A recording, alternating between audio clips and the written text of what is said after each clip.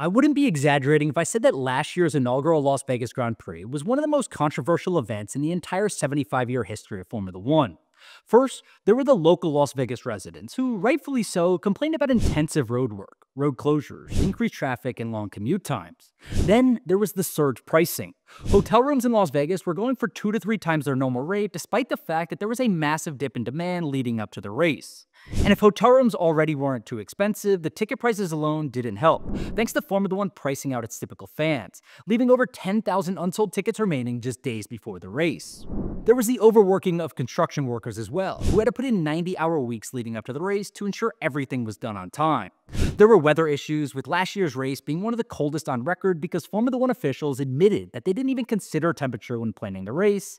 And if all of that wasn't enough, the existence of the race itself somehow upset the entire Formula One fanbase, with European fans upset over the United States getting a third Grand Prix, as well as the fact that most American fans on the East Coast would already be asleep by the time the race actually started at 1 a.m. on Sunday. And how could I forget about the debacle that was the weekend's first practice session? Just 9 minutes after it began, the downforce on Carlos Sainz's car sucked up a loose drain cover, shutting down the track for hours while making repairs. And since Formula One didn't plan for security working overtime, ticketed fans were sent home without seeing any action.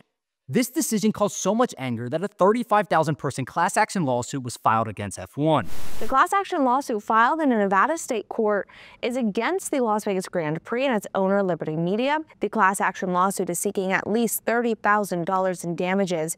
Now, gift shop discounts were offered only for those who had a single night ticket, but most fans had 3-day passes. With all of that in mind, it would be a safe bet to assume that the first ever Las Vegas Grand Prix went about as well as Roy's last encounter with a tiger.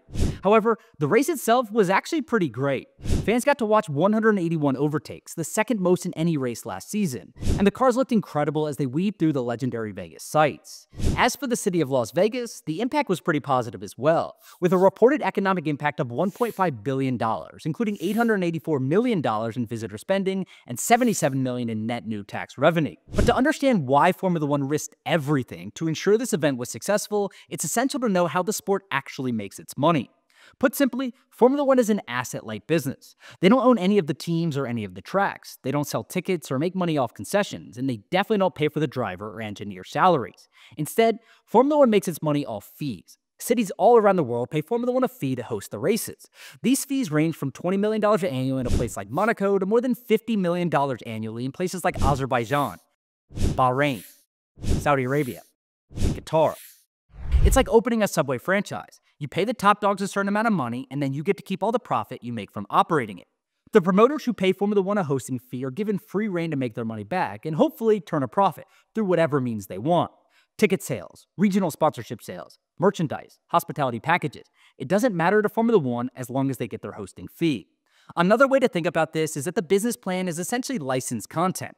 Formula One handles all the media rights deals and hosting agreements while allowing teams like Ferrari, Mercedes, and Red Bull to run their own businesses, selling sponsorships to offset driver salaries and car development. Formula One has always operated on this model because it allows them to focus on growing a global audience for the sport rather than having to be bogged down by the minutiae and logistics of actually putting on a race.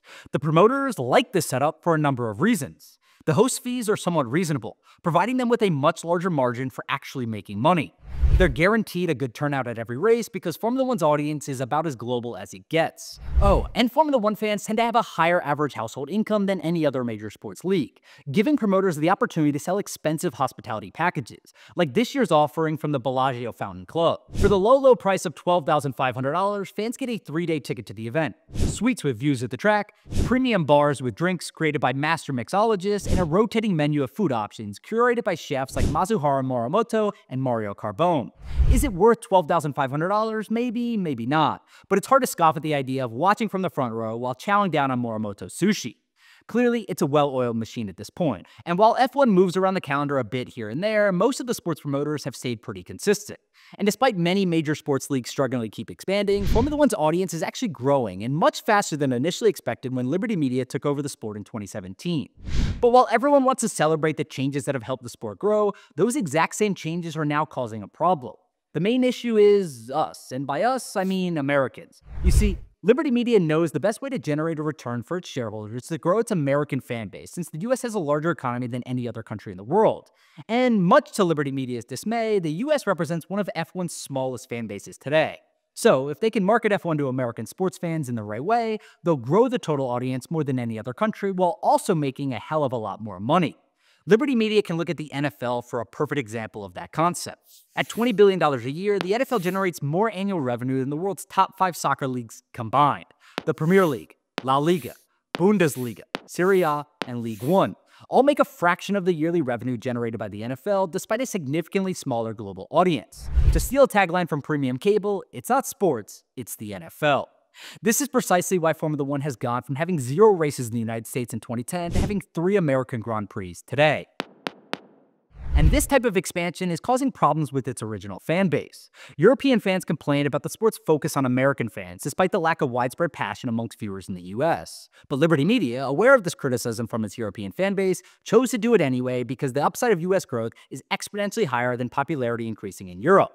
Liberty Media still has a ton of work to do in order to reach the levels of fandom they want to see in the US, but they definitely made some progress in recent years. This progress started when they decided to give the American media rights away to ESPN for free. Yes, you heard that correctly. Formula One, the sport that averages at least 1.2 million viewers per race, gave ESPN exclusive media rights for the actual low price of free $99. Could they have gotten more than $0? Sure. But there wasn't a super robust market for the media rights at the time, and F1 was focusing on the bigger picture.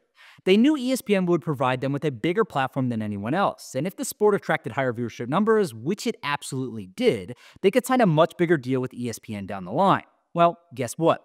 That strategy paid off, and ESPN signed a new media rights deal for nearly $100 million in 2022, keeping Formula One races exclusively on the worldwide leader in sports for at least another 3 years. And now, Liberty Media has decided to take it a step further. With the number of fans who will ever watch a Formula One race having a finite limit, Liberty Media needed to think of new ways to grow profits, and the Las Vegas Grand Prix is the perfect example of that new way of thinking. Rather than simply doing what they've always done, Formula One decided to do something entirely different for the first time ever, running the inaugural Las Vegas Grand Prix themselves. This was a huge risk for Liberty Media since it was no longer just collecting a check and moving on. This meant they'd actually have to do the heavy lifting, both figuratively and literally, of promoting, preparing, and executing a Formula One race. But as Bruce Arians famously said, no risk it, no biscuit. And Liberty Media was hungry for some biscuits. The plan for the inaugural Las Vegas Grand Prix represented an opportunity, not just to make more money, but also to lay the groundwork for future expansion. And let's just say, there was a lot of groundwork to be laid. Something that doesn't get discussed nearly enough when we're talking about last year's race was the massive investment of money given up front to get things in working order.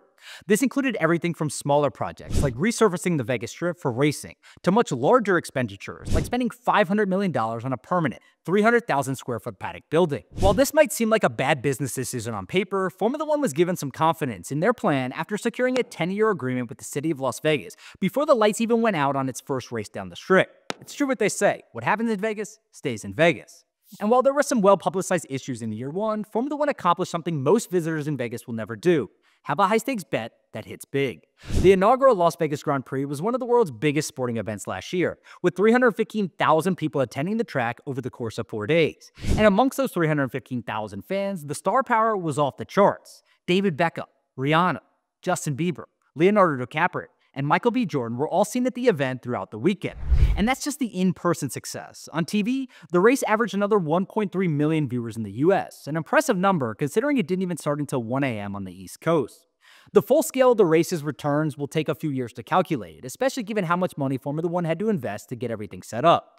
But it wasn't just F1 that reaped the benefits. The city of Las Vegas says the race generated a total economic impact of $1.5 billion, which is 50% higher than what the city reported after hosting Super Bowl 58. And remember what I said about Formula One fans having a higher average household income? Well, it was certainly accurate, because Formula One fans spent 3.6 times more than the typical Las Vegas traveler, staying an average of 4.1 nights and spending over $4,100 on average. Aside from the disruptive work being done around the city, Las Vegas residents and businesses were able to thrive off the race as well. Dealers at the Wynn Hotel and Casino split $700,000 in tips on race day, pocketing 5 or 6 times more than their usual earnings from tips. MGM's chief financial officer reported on an earnings call that the F1 event was the highest grossing weekend for hotel revenue in the company's 50-year history, turning Thanksgiving week from typically the hotel's slowest week of the year into its busiest. This combination of high highs and low lows are somewhat to be expected for something new like this, especially an event as ambitious as one where you had to shut down the entire Las Vegas Strip in order to have cars race around at 200 miles per hour. power. The truth is, no one will ever be 100% happy. Some fans left wanting more, and city officials like Clark County Commissioner Marilyn Kirkpatrick even issued a warning to Formula One if they didn't improve the pre-race construction process. The commission has been very clear. You will do it a certain way or there won't be a third time. But at the same time, it will hold up your permits and make it very uncomfortable for your guests. I think that they're actually working hard. Does the Grand Prix get the sense that this is a do or die year for them here in Vegas? They really have to, because we've endured a lot of events and they're always tough the first year, and we improved tremendously over time. But this is not one. This is a unique event because it's in the core of our community, where 120,000 people go to work every day. We have to ensure that it is the best possible. No matter what local officials say, I don't expect this race to be leaving the calendar anytime soon.